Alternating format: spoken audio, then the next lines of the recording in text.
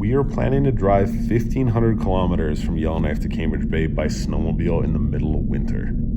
The road takes us past the tree line, up beyond mainland Canada, and across the Arctic Ocean. It hasn't been done in 15 years. Everyone's telling us you need more guys, 2 isn't enough, but no one else is willing to join us. It's a long road. I just hope we make it home safe.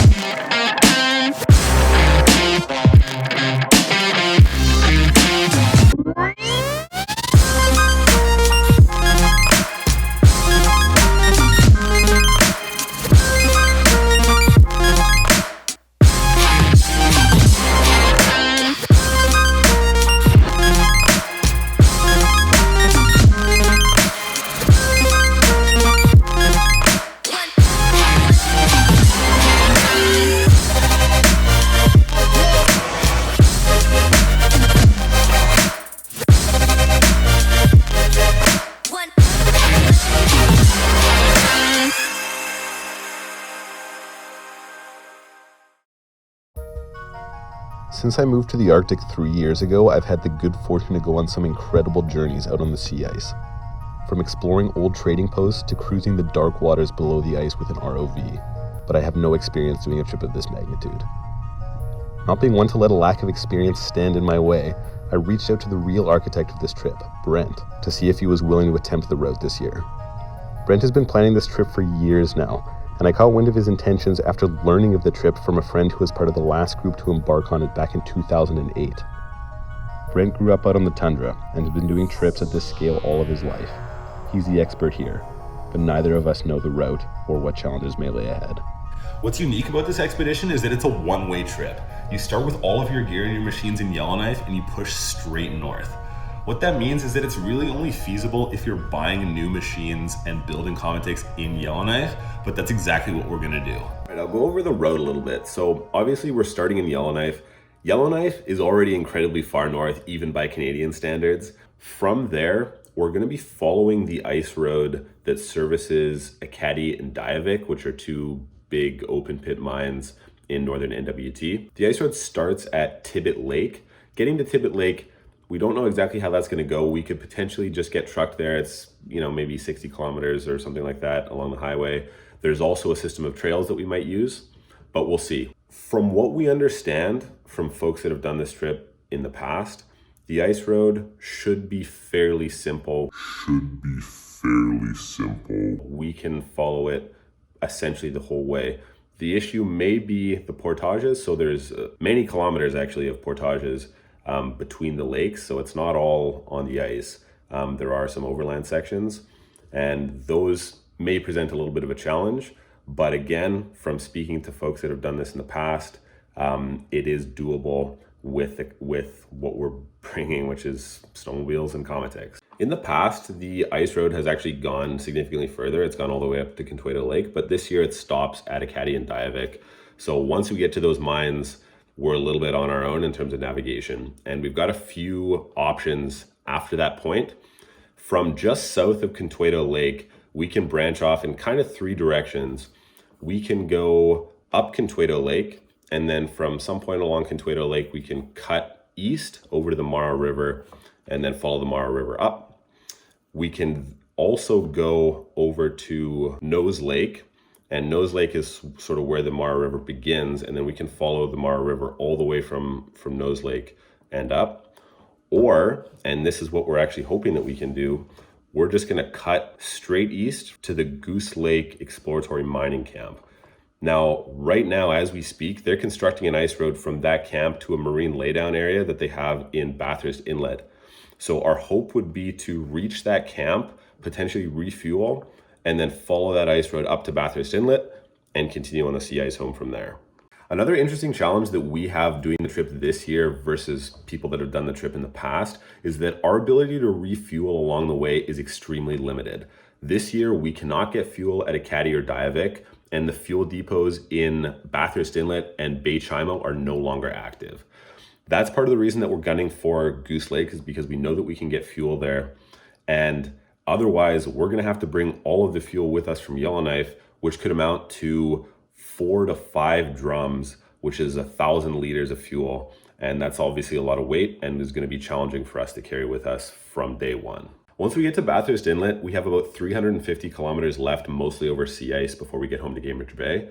At this point, we're a little bit more in our own stomping grounds. We're on some terrain that we're more familiar with, on some trails as we get closer to town, but there are still some hazards. There's some open water that we're gonna have to navigate around, and it's still quite far from town. So if anything happens, especially between Bathurst and Bay Chimo, it's a long way for someone to come and help us. So we do still have to be careful. We can't take anything for granted, even at that point. We're expecting that this trip is going to take somewhere between 10 days and 2 weeks.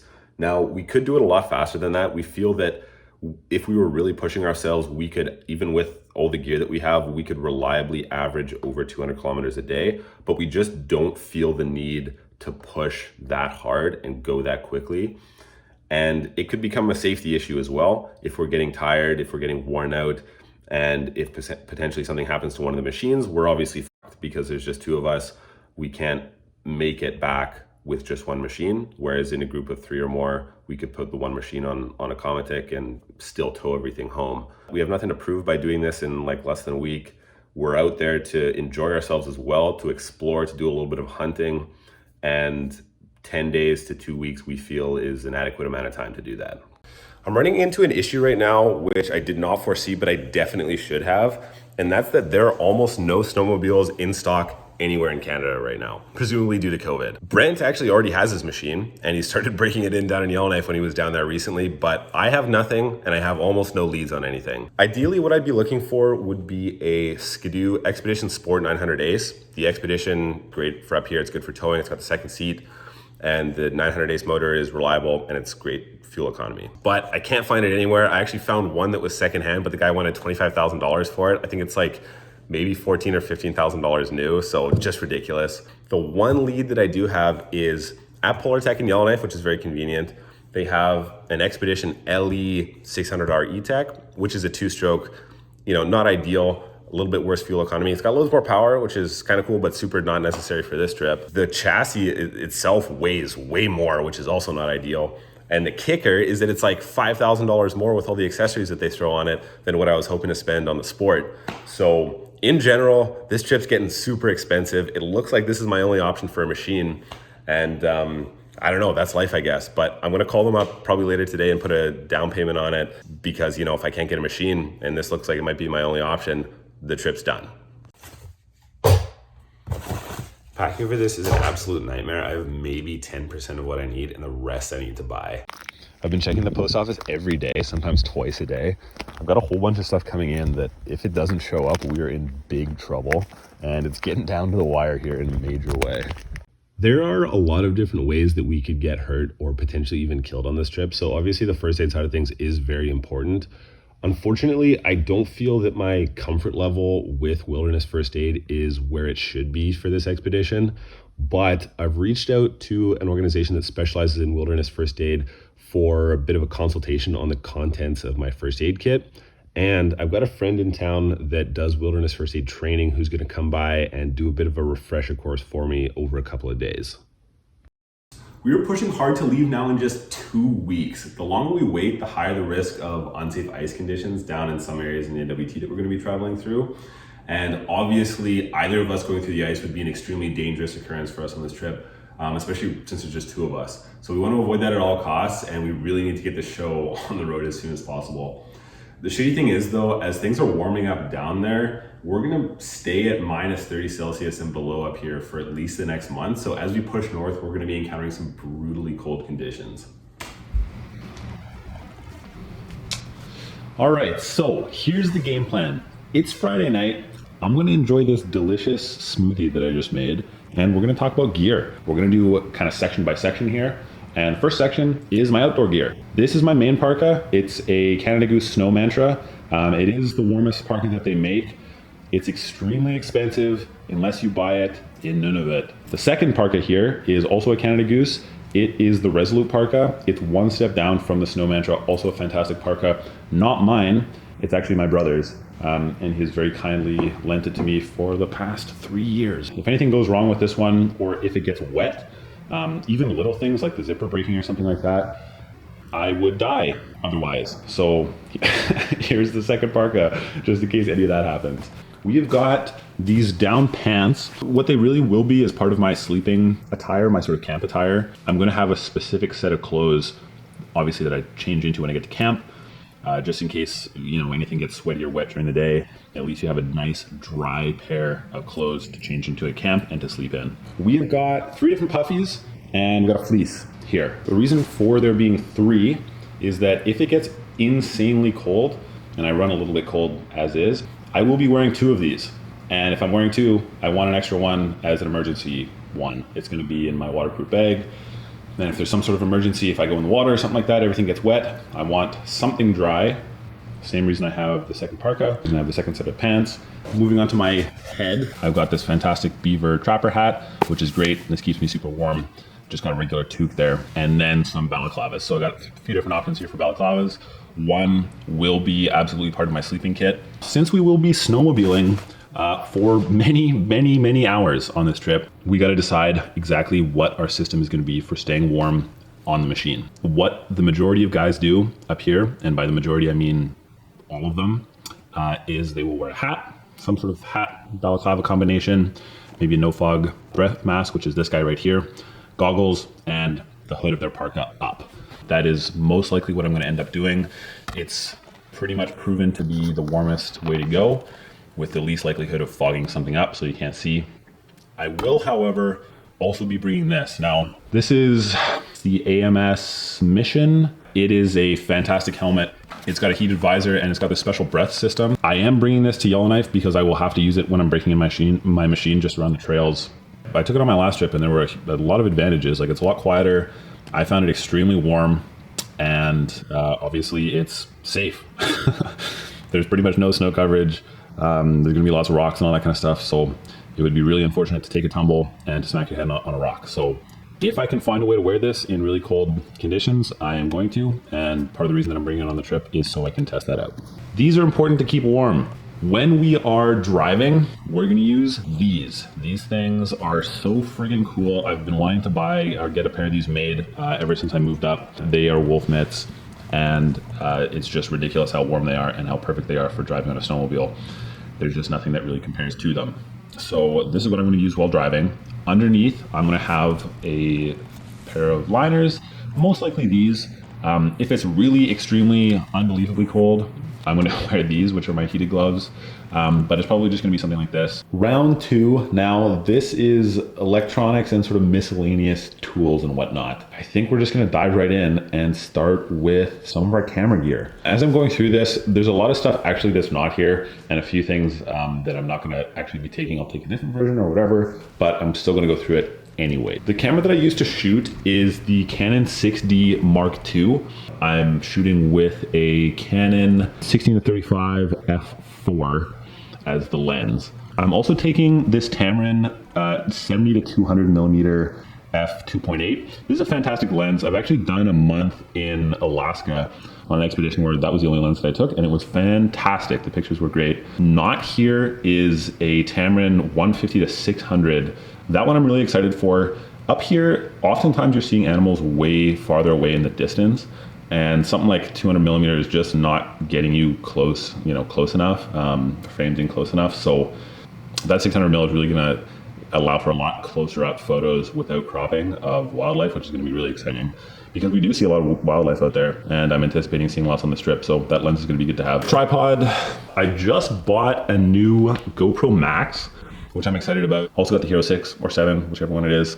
Got a bunch of sticks, mounting stuff, additional batteries. The idea with the batteries and whatnot for everything is that I can charge everything in parallel. So there's as many chargers more or less as there are batteries. So I can just kind of plug everything in. We can run the generator for 2 hours and charge up all the batteries, just so we don't have to be running the generator for too long.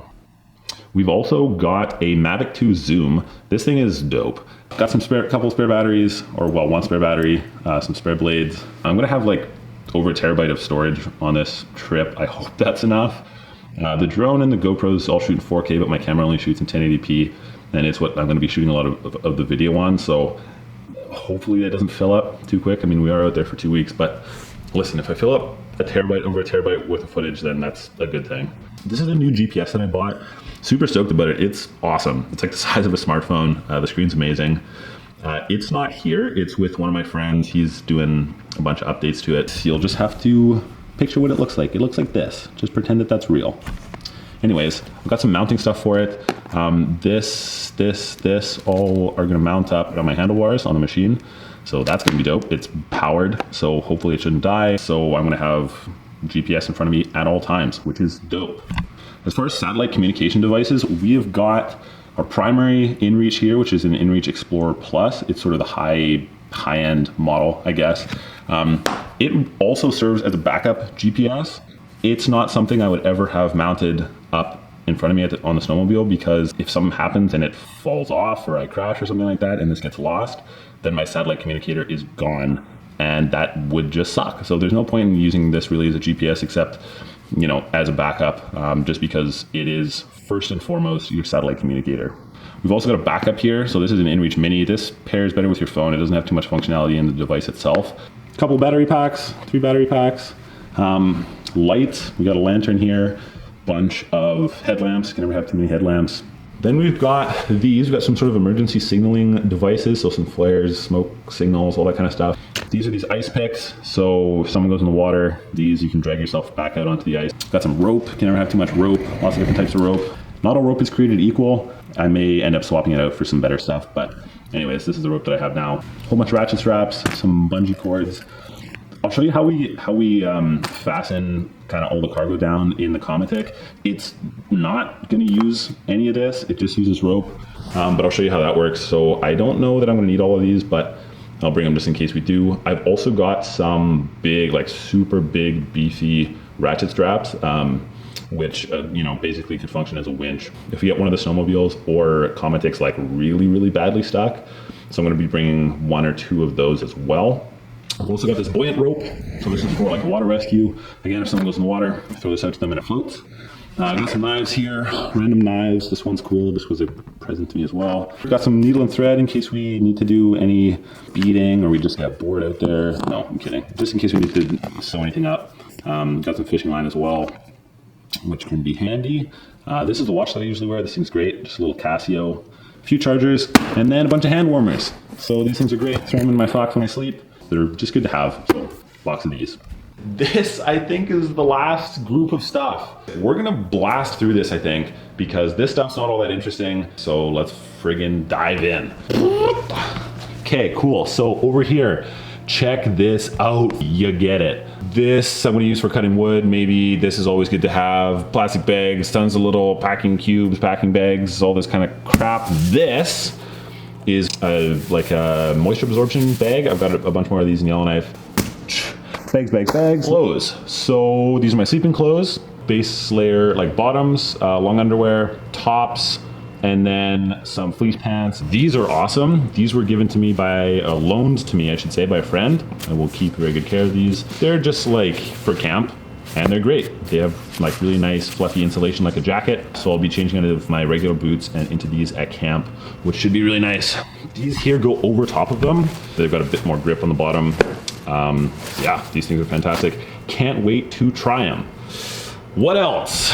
These ice screws are gonna be for my tent, which is not here. You'll notice that there's no tent. We're gonna have a big double-walled canvas tent, probably as our main tent, and then I've also got an ice fishing shelter, which are actually fantastic. I've used them a decent amount out on the ice, and they're really quick to deploy, so that's what these are for. A couple of stoves, big old Coleman stove, one of these classics, absolute classic for the Arctic. And also a little whisper light, tiny fuel tank, and you get a bigger one. This, I'm gonna set up as like a charging case. So just pop everything open, plug your shit in, and then there's gonna be a cord that plugs into the side and it gets power and everything charges. Yeah. Socks. These socks are great. These are my 3 sleeping bags. This is a big quilted one. This is my MEC one, and this is that kind of garbage. Third one. Inflatable pillow, neck pillow. I like these. I like using these in a sleeping bag. Just like pack your head in nice and tight. Foam pad, first aid kit. We've also got a carbon monoxide detector, which might seem hilarious, but just let me do it. These are spark plugs. They're called spark plug earplugs. Highly, highly recommend them. If you're going on a trip and someone snores and you can't sleep when someone snores, get these. They're great. Obviously, this is not all the food that we're bringing. I'm gonna get a whole bunch of food down in Yellowknife, and that's gonna be our actual food. This is just sort of like a backup stash of food that we're gonna be carrying, and it's gonna be somewhere safe just for emergencies.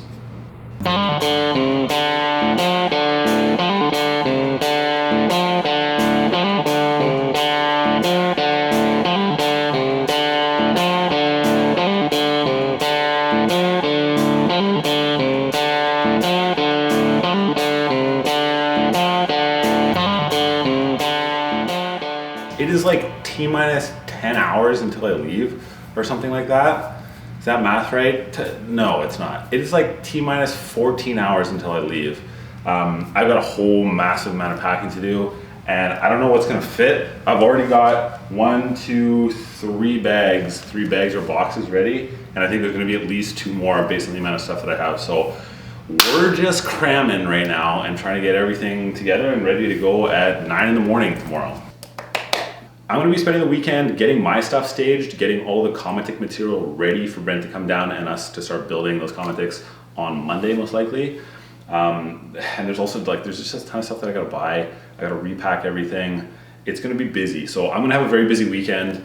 Then Brent comes down and it's gonna be a mad dash building these Cometics and getting ready to leave. Ideally on Thursday. That may not happen. It may end up being Friday, may end up being Saturday, but I don't think so. We're just gonna start packing, baby. Oh Christ. So that's a good option. Making progress. In and then back out. Kowalski analysis. I'm gonna put a bet on us using this. I bet this little piece of foam that came with my hard case is gonna be an integral part of this trip. I'm gonna put $50 on that. If I'm wrong, $50, I'm just gonna give it to someone. I'm just gonna give it to someone on the street. And if I'm right, I'm gonna find a person and they're gonna give me $50. They're gonna have no idea what's going on. They're giving me $50 though, baby. Cool. We're getting there. How the frig am I getting that? Oh my God. I might need to use this. I'm just looking at the stuff that I need to take still. Like, is the Coleman gonna fit in here? The answer is probably not. I'm just gonna make a 2.5 hour video of just me packing and bantering to myself. Doesn't that sound fun? You'd watch that.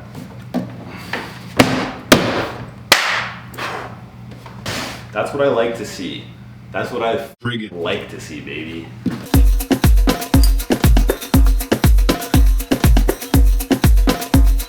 This is not gonna fit in anything that I have planned to take. So we gotta do a bit of reorganizing. It should work. I think it'll work. Dude, this thing's crazy. Yeah, I know. I just wanted to put maybe a full choke instead of take this off. Yeah. And just put a full choke on there, Right. and that's it. It's a Magnum, yeah. Okay, right on. Yeah. About half the people I tell think it's super cool, Yeah. and half the people just think we're nuts. Yeah, he'll be Genius. pumping a stove in a cabin somewhere, looking around, and then all of a sudden just gets shot right through the window.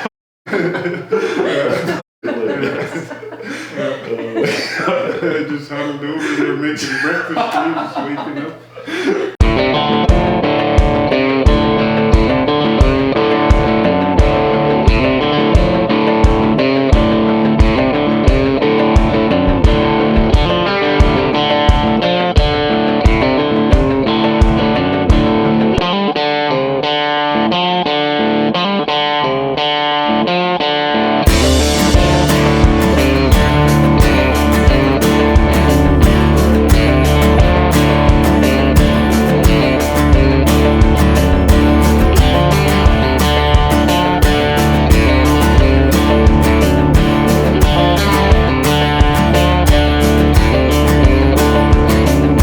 So that didn't work. My reservation was canceled.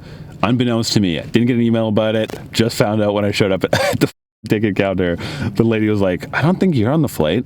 Anyways, I was able to book full price for a flight later today, which is super annoying because I was booked on points for the earlier flight, and I'm getting in a little bit later too, so it's going to be tighter when I get the machine. But anyways, still going today, so not the end of the world, but that was hilarious.